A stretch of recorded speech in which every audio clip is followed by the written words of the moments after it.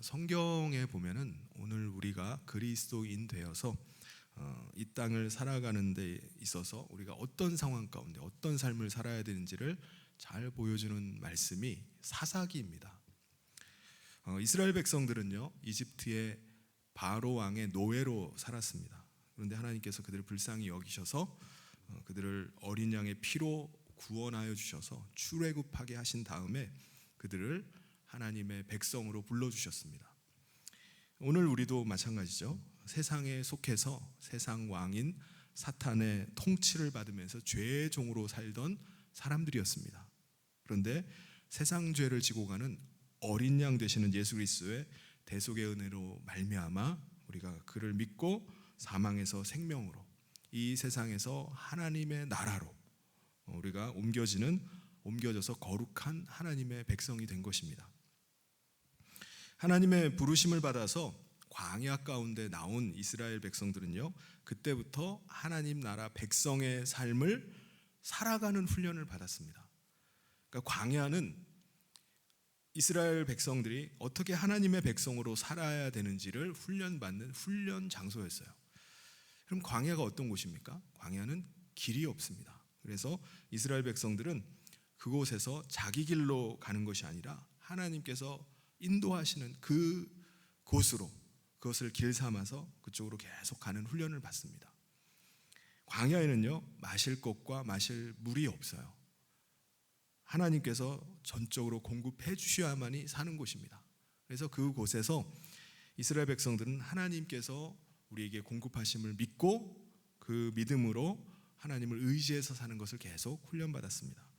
광야는요, 사나운 그 짐승이나 언제 습격할지 모르는, 공격할지 모르는 적이 도사리는 곳입니다.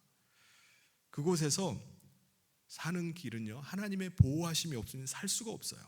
그래서 이스라엘 백성들은 그곳에 철저하게 우리는 하나님의 보호하심 속에서만 살아갈 수 있다, 내 힘으로 사는 게 아니라 하나님의 돌보심 가운데 살아간다라는 사실들을 확실하게 훈련받게 되는 것입니다. 이제 가나안에 들어가게 되면 어떤 상황이 펼쳐지죠?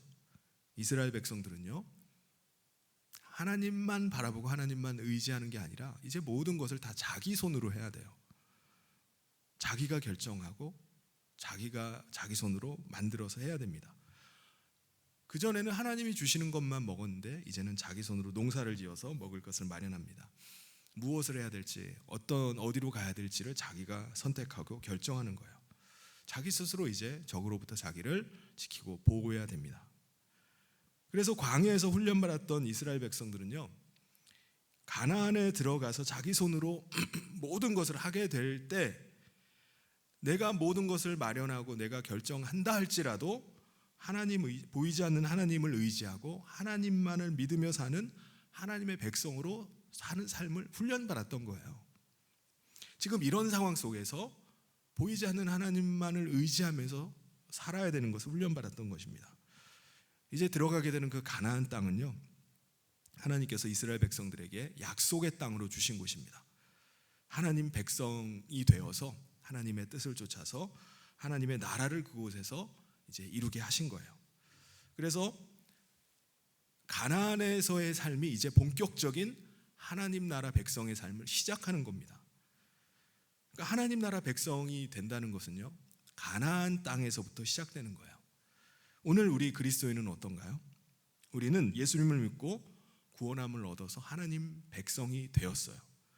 우리는 아직 완전한 하나님 나라에 들어간 건 아닙니다.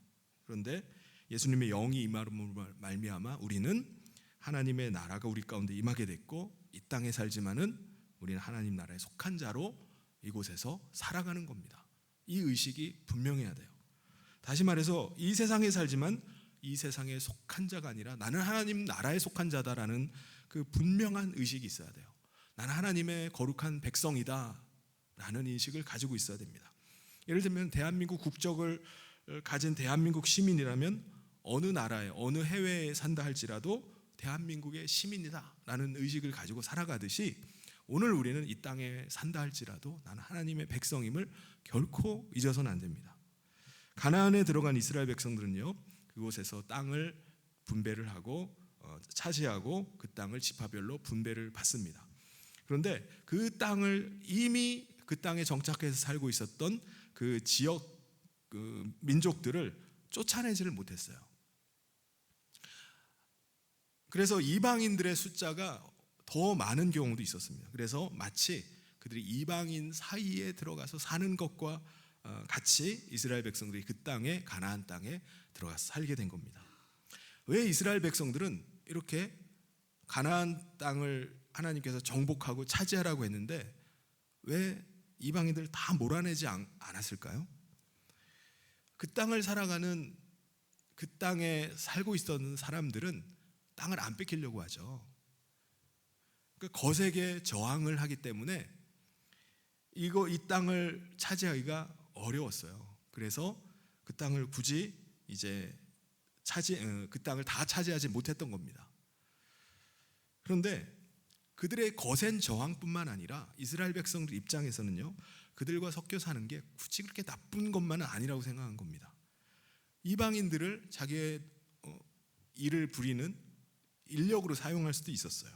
그리고 이방인들이 가진 지식을 자신들이 사용할 수도 있었기 때문에, 필요했기 때문에 그들을 굳이 다 쫓아내지 않고 같이 거주하게 된 겁니다. 농사를 한 번도 지어보지 않은 이스라엘 백성들 입장에서는 그 땅에서 터를 잡고 그 땅에서 농사짓고 살아가는 그 족속들의 들로부터 어떻게 농사짓는지를 배울 수도 있고, 그곳에서 어떻게 살아가는지, 어떻게 집을 짓고 어떻게 육축을 키우고 돌보는지를 배울 수가 있습니다. 그러다 보니까 완전히 쫓아내기보다는 섞여서 사는 것을 택한 거예요. 하나님께서는요, 하나님의 뜻을 따르지 않고 이방인과 섞여 사는 것을 선택한 이스라엘 백성들의 선택대로 그냥 그 땅에서 이방인과 같이 섞여 사는 걸 허락해 주셨습니다. 그런데 하나님께서는요, 이 이방인들을 어떻게 사용하시죠? 이스라엘 백성들이 그 땅에 살면서 이제 자기가 모든 것을 다 하게 돼요. 자기가 모든 걸 결정하고 자기 손으로 모든 것을 하게 될 때, 하나님을 망각하고 하나님의 뜻을 거역하기 시작할 때, 그 이방인들을 그들을 찌르는 가시가 되게 하시도록 사용하고자 하신 겁니다. 그래서 이방인들이 계속해서 이스라엘 백성들을 찌를 때마다 그들이 왜 우리가 이런 고통을 당하는가 라고 할 때, 우리를 다스리는 분이 누구인지, 우리는 누구의 백성인지를 다시 깨닫도록 그 이방인들을 사용하고자 하신 것입니다. 그래서 우리가 사사기를 보면요, 가나안 땅을 정복하고 지파별로 땅을 분배받은 다음에 정착해서 살아가던 이스라엘 백성들은요, 하나님을 잊어버리고 이방의 문화를 그대로 받아들입니다. 이방인들이 섬기는 우상을 가져와서 자기들을 섬겨요. 그런 악을 저지를 때마다 어떤 일이 벌어지죠? 하나님께서 이방 민족을 사용하셔서 이스라엘 백성들을 치게 하십니다. 이스라엘 백성들이 씨를 심고 가꾸어 가지고 곡식을 거둬들이면은 이걸 어떻게 이방인들은 기가 막히게 그걸 알고서 쳐들어와 가지고 그 쌓아뒀던 것들, 그것을 싹 다 가져갑니다. 이거를 막기 위해서 하다 보니까 목숨까지 잃게 됐고 모든 것을 다 뺏기게 돼요. 이런 고통이 계속되니까는 이스라엘 백성들이 깨닫기 시작하는 겁니다. 아, 우리를 인도하시는 분은 하나님이시지. 우리에게 먹을 것을 공급하는 거, 이게 내 손으로 쌓아두고 내 손으로 이걸 다 만드는 거라고 생각하지만 하나님이 지켜주셔야지, 하나님이 공급하셔야 되지, 이 사실을 깨닫게 되는 거예요. 그래서 그들이 깨닫는 게 뭐죠? 맞아, 나는 하나님의 백성이야, 우리는 하나님의 백성이라는 사실을 그들이 깨달아가는 겁니다. 이 패턴이 계속해서 반복되는 역사가 사사기예요. 하나님께서 세우신 사사가 이방 민족들로부터 억압을 당하고 고통당할 때 그 민족을, 이제 이스라엘 민족을 구해내고 다시금 하나님의 말씀으로 살아가게 하는 것입니다. 그때 이스라엘의 평화가 찾아와요. 하나님을 온전히 섬기고 하나님 백성으로 하나님의 뜻을 따르려고자 할 때 하나님께서 친히 그들의 왕이 되어 주셔서 그들을 지키시고 통치해 가시는 겁니다. 이게 사사기에 계속되는 패턴이에요. 이스라엘이 모압 왕 에글론으로부터 억압을 당하면서 고통을 당했습니다. 그때 하나님께서 사사 에훗이라는 사람을 세우셔서 모압 왕을 죽여요. 그리고 그가 나팔을 불고 백성들을 모으니까는 이스라엘 백성들이 모여서 모압 군대와 대적해서 싸웁니다. 그래서 1만 명을 쳐 죽여요. 이로 인해서 사사 에훗이 있은 이후에 80년 동안 평화가 찾아와요. 그런데 이 에훗 사사 이후에 이스라엘이 또다시 하나님 앞에 범죄하기 시작합니다. 보이지 않는 하나님을 망각을 해버리고 눈에 보이는 이방 문화를 자꾸 따라가는 거예요. 보이지 않는 하나님 의지해서 사는 것보다는 자기 손으로 뭔가 만질 수 있고 붙잡을 수 있는 것을 더 의지해서 살아가려고 하는 겁니다. 그래서 눈에 보이는 이방신을 섬기기 시작하는 거예요. 바알과 아세라, 이 신상을 신이라고 하면서 섬기기 시작하는 겁니다. 그러자 이번에는 이방 민족 중에 블레셋 족속이 일어나서 이스라엘을 치기 시작했어요. 그래서 이스라엘 백성들이 에훗 이후에 블레셋으로부터 억압을 당하기 시작합니다. 바로 이때 하나님께서 삼갈이라는 사람을 사사로 불러서 이스라엘을 구원하는 데 사용하셨습니다. 삼갈은요, 사사기에 보면은 소사사들이 나와요. 그 사람들이 누구냐면 삼갈, 돌라, 야일, 입산, 엘론, 압돈, 이런 짤막짤막하게 나오는 사사들 중에 첫 번째 나온 사람이 바로 이 삼갈이라는 사람입니다. 그런데 제가 오늘 설교를 하는데 한 절밖에 안 돼요, 내용이. 아니, 삼갈이 어떻게 이런 사람이 나오나. 기록이 단 한 절밖에 없어요. 성경에서 기록한 게 너무 이게 내용이 작아서 이 사람이 사실 누군지를 잘 몰라요. 이 사람은 도대체 어떤 사람인가. 다만 구약 학자들이 이제 추측을 하는 것은 삼갈이라는 이름이 고대 근동 이제 메소포타미아 지역에서 발견된 누지 문서라는 게 있어요. 옛날 고대 문서 중에 누지 문서에 삼갈이라는 이름이 나와요. 그래서 삼갈을 당시에 가나안 지역에서 활동하고 있었던 후리아 사람의 이름이다라고 이렇게 추측을 합니다. 그러니까 이름만 가지고 본다면요, 이 삼갈은 이방인 중에 한 사람을 볼 수 있습니다. 삼갈을 이방인으로 볼 수 있는 또 다른 한 가지 이유가 더 있는데요, 그것은 본문에 이 사람은 뭐라고 소개했냐면 아낫의 아들 삼갈이다 이렇게 말합니다. 아낫의 아들을 히브리어로 뭐라고 하냐면 벤 아낫이라고 말을 해요. 벤이라는 말은 아들이라는 말입니다. 그러니까 아낫의 아들이라고 번역을 한 거예요. 근데 문제는요, 이 아낫이라는 사람, 이 아낫이 사람 이름이 아니라는 거예요. 아낫은 가나안 신화에 등장하는 전쟁의 신, 여신의 이름이 아낫이에요. 그러니까 삼갈이 이방 여신인 이 아낫의 아들이라고 불린 이유는 삼갈이 과거에 아낫 여신을 섬겼던 이방 집안의 출신이라는 것을 추측할 수가 있는 겁니다. 이것만 보면 놀라운 일이죠. 삼갈이 어떤 사람이죠? 이방인이었고요. 더군다나 이방신을 섬겼던 이방인 집안 사람이었던 것으로 볼 수가 있는 겁니다. 그런데 하나님이 그런 사람을 이스라엘을 구하는, 하나님의 나라를 구하는 사사로 쓰신 거예요. 삼갈에 대한 내용이 또 뭐가 있죠? 삼갈이 블레셋과 대적해서 이제 싸울 때 사용했던 무기가 한 가지가 나옵니다. 놀랍게도 삼갈이 블레셋 사람 600명을 쳐서 죽였는데 그때 사용했던 무기가 소모는 막대기였습니다. 고대 근동에 이제 유물이나 이런 자료들을 보면은 소모는 막대기가 아주 보잘것없어요. 굵기가 이제 그 둘레가 1.5cm 정도 되고 길이가 2.4m 정도 되는 단단한 나무 막대기라고 합니다. 이 끝에는요, 소들을 이렇게 몰기 위해서 그 뾰족한 금속 조각이 이 나무 막대기 끝에 달려 있다고 합니다. 그러니까 삼갈이라는 사람은 이 소모는 막대기 가지고 칼과 창과 방패와 단검과 더군다나 아주 잔혹하기 그지없는 유명한 이 블레셋 사람들을 상대로 이 막대기 하나 가지고 싸운 거예요. 그것도 600명이나 되는 사람들을 이 막대기로 쳐 죽였다는 겁니다. 놀랍죠? 여러분, 삼갈의 이야기는요 아주 굉장히 짧아요. 한 절밖에 안 되는 짧은 스토리지만 하나님 나라 백성으로 이 땅에서 살아가는 우리에게 주는 큰 도전이 있습니다. 삼갈은 이방인이었어요.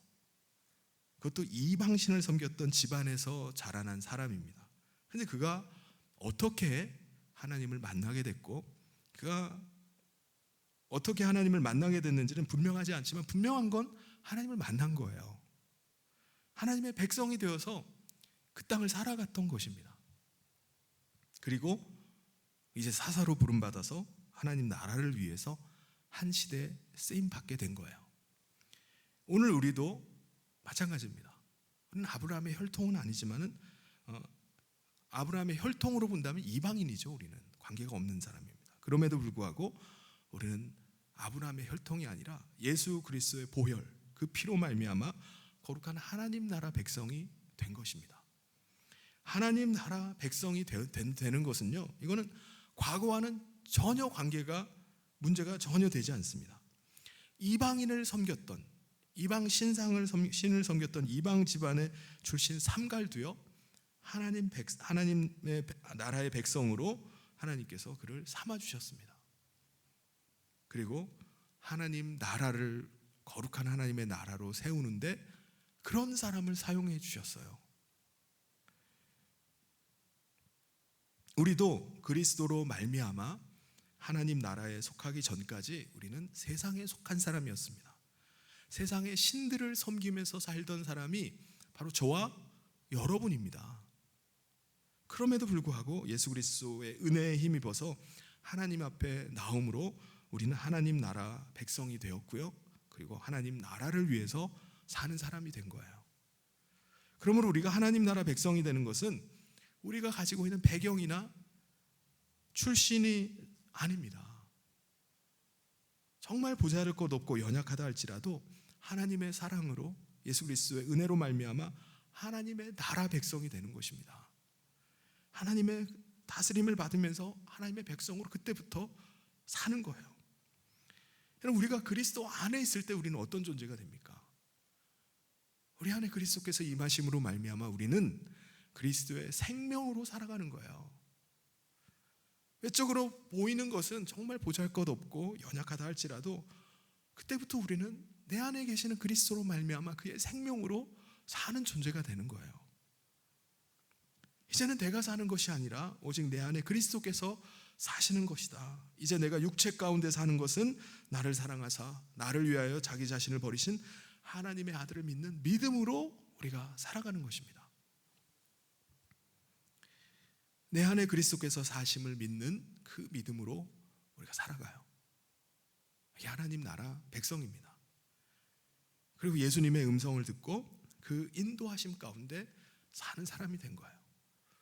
그전엔 내가 내 자신이 결정하고 내 자신의 뜻에 따라서 살았지만은 이제는 내 안에 임하신 그리스도의 음성을 듣고 그의 인도하심을 받아서 살아가는 하나님의 백성된 삶을 사는 것입니다. 고린도후서 12장 10절에 그러므로 내가 그리스도를 위하여 약한 것들과 능욕과 궁핍과 핍박과 곤란을 기뻐하노니 이는 내가 약할 그때 곧 강함이니라. 우리가 그리스도를 의지해서 살아갈 때 나는 비록 약하다 할지라도 그리스도로 인해서 우리는 강해지는 것입니다. 내 안에 계신 그리스도의 능력으로 살아가는 거예요. 이 믿음을 우리는 놓쳐서는 안 됩니다. 그러므로 우리가 다른 사람을 볼 때도 마찬가지예요. 지금 내가 바라보는 상대방의 모습이 그냥 겉모습만 바라볼 것이 아니에요. 그 사람 안에 하나님의 복음으로 말미암아 그리스도의 생명이 임하고 하나님의 백성 되는 것을 바라볼 수 있어야 돼요.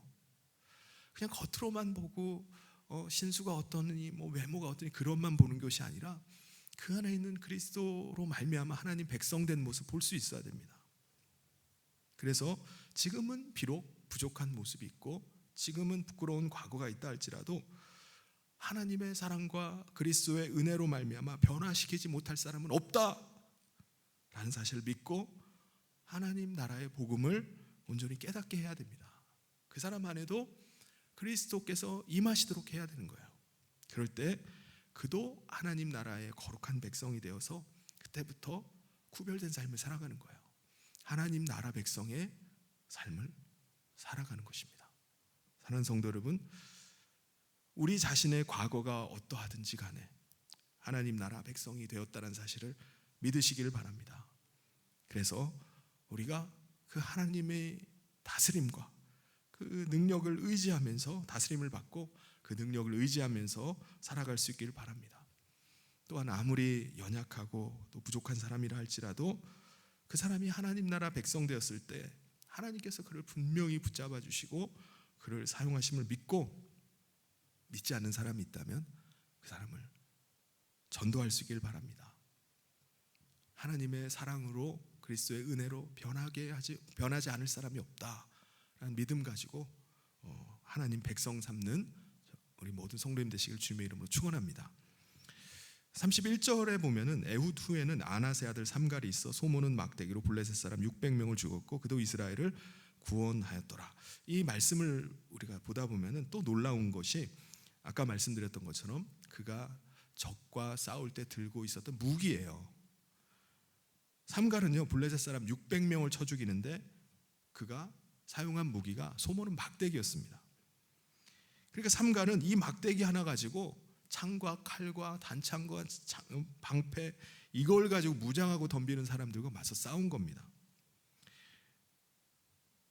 삼갈의 소모는 막대기는요 블레셋 사람들이 들고 오는 그 무기에 비하면 너무나 보잘것없는 겁니다. 그런데 하나님께서 이 삼갈을 도와주신 것입니다. 삼갈이 소모는 막대기를 잡았을 때는 그냥 소모는 막대기예요. 그런데 하나님께서 그 막대기를 붙잡아 주셨을 때는 그것은 블레셋을 이기는 강력한 무기가 되는 것입니다. 여러분, 내가 가지고 있는 도구가 뭔가, 내가 가지고 있는 능력이 뭔가, 이거보다 더 중요한 게 뭐죠? 내가 가지고 있는 도구를 누가 붙잡아 주느냐 하는 것입니다. 내가 잡으면 그냥 인간의 도구에 불과하지만 하나님께서 붙잡아 주시면 기적의 도구가 되는 줄 믿습니다. 하나님이 붙잡아 주셔야 돼요. 내가 가진 것이 너무 보잘것없고 부족하다고 여러분 한탄하고 계시지 마시기 바랍니다.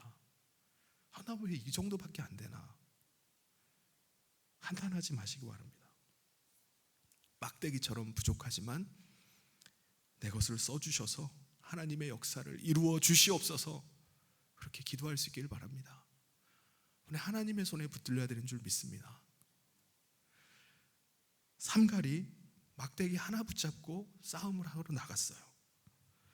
사실 삼갈이 막대기를 잡은 게 아니라 막대기같이 보잘것없는 삼갈이라 할지라도 하나님께서 그를 붙잡아 주신 거예요. 그때 삼갈이 승리하게 된 줄 믿습니다. 우리 중에도 내 인생이 막대기같이 정말 보잘것없구나 라고 낙심하는 분이 계십니까? 삼갈을 잡아주셨던 하나님께서 오늘도 우리가 하나님을 의지하는 자를 붙잡아 주시는 줄 믿습니다. 우리도 삼갈같이 승리하게 하시는 줄 믿습니다. 여러분, 하나님께 쓰임을 받을 수 있기를 바랍니다. 내가 가진 보잘것없는 것을 하나님이 붙잡아 주시면 돼요. 사랑하는 성도 여러분, 우리는 하나님께서 부르셔서 하나님의 거룩한 백성 삼아 주셨습니다.